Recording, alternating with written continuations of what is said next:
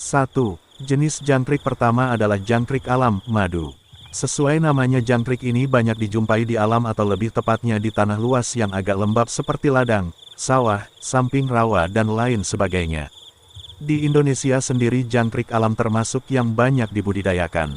Entah apa alasannya, namun menurut data dari peternak, jangkrik alam sangat produktif karena hanya butuh waktu kurang lebih 28 hari saja bisa dipanen.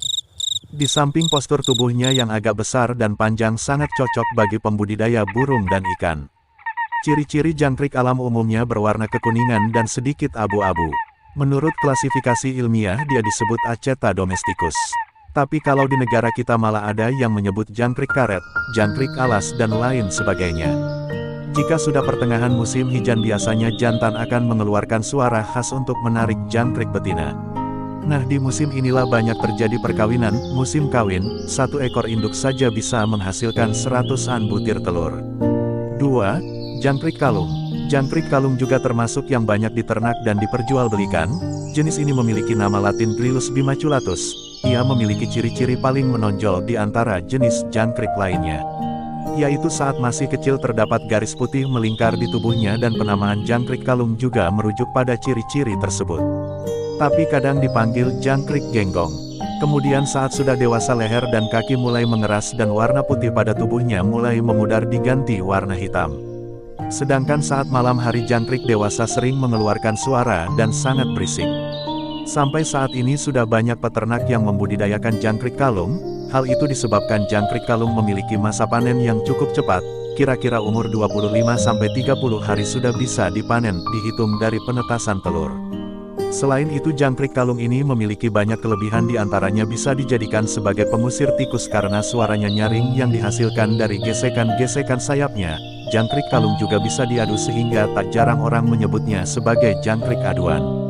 Kekurangan yang dimiliki jangkrik kalung adalah tidak terlalu disukai burung kicau karena kandungan air yang ada pada tubuhnya terlalu banyak, dan jangkrik kalung juga memiliki imun tubuh yang lemah sehingga mudah mati serta mudah stres, terutama saat pergantian cuaca dan saat dibawa atau dikirim dalam jarak jauh.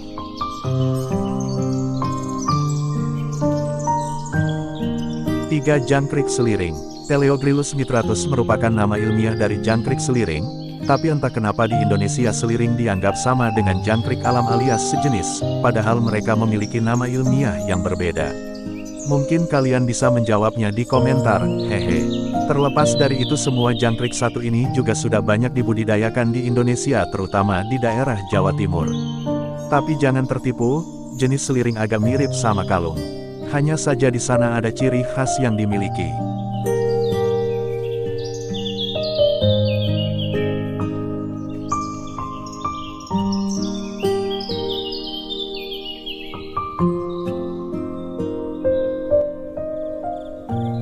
4. Jangkrik jaliteng.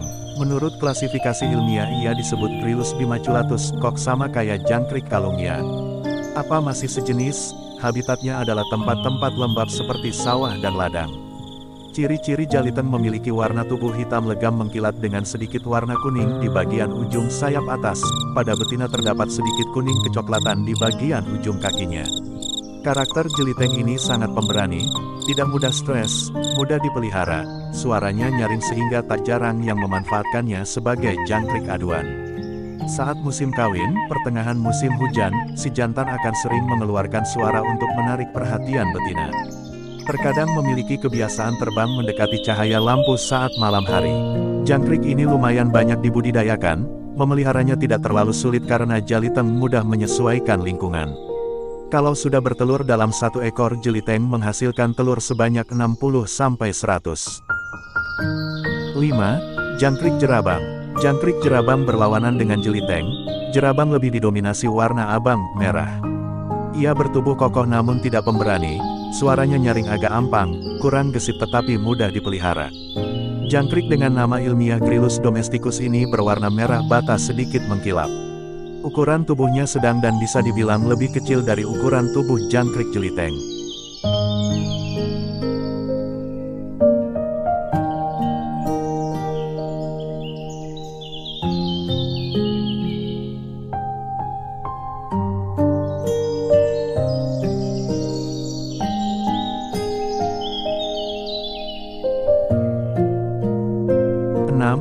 Jangkrik gangsir. Gangsir bernama Latin Brachytripes portentosus kurang diminati banyak orang terutama peternak burung kicau. Jangkrik gangsir bertubuh besar dan berwarna hitam. Gerakannya sangat lambat, tidak gesit, mudah stres, mudah mati. Suaranya nyaring tetapi kurang bagus, tidak ada iramanya. Dahulu jangkrik ini sering dicari oleh anak-anak di kampung karena mudah dijumpai di halaman rumah sambil mengerik.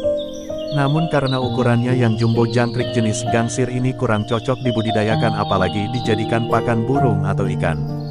Bahkan di dalamnya terdapat kandungan zat yang memabukkan sehingga bisa membahayakan tubuh burung atau hewan peliharaan lainnya. Cocoknya dipelihara di depan rumah biar menambah irama saat malam hari. 7. Jangkrik kidang. Jangkrik kidang dulunya sangat langka karena sering diburu manusia.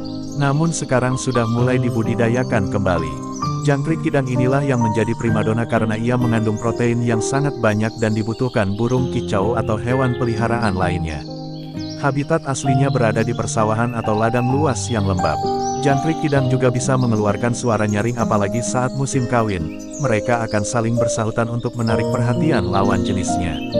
Selain itu jangkrik kidang juga tidak membutuhkan masa panen yang lama, cukup 1 bulan sudah bisa dipanen. Sebagian orang memelihara jangkrik kidang ini untuk diadu. Namun tidak kami sarankan, karena masih ada manfaat lain dari jangkrik kidang ini yaitu sebagai pakan dan alternatif obat. 8. Jangkrik upa. Yang terakhir adalah salah satu spesies jangkrik yang cukup populer, ia bernama upa. Dibilang upa karena postur tubuhnya sangat kecil seperti upa, bahasa Jawa, butiran nasi. Apalagi makanan dia juga sisa-sisa nasi alias upo. Jangkrik upa biasa hidup bebas di dalam rumah-rumah, biasanya mereka ada di sela-sela batu bata. Bentuknya pipi, kecil, warna putih pucat dan terlihat tidak kokoh. Sehingga peminatnya sangat sedikit. Di sisi lain, jangkrik upa juga kurang disukai burung kicau karena bau tubuhnya cukup menyengat. Saat malam hari, jangkrik upa juga suka berbunyi dengan suara khasnya. Namun bunyi itu tidak nyaring, agak terpatah-patah dan sedikit berisik. Musim kawin jangkrik upa ada ketika musim hujan. Mereka akan bersahutan untuk saling menarik perhatian dengan suara yang halus. Itulah 8 jenis jangkrik yang banyak dibudidayakan dan cukup populer di Indonesia.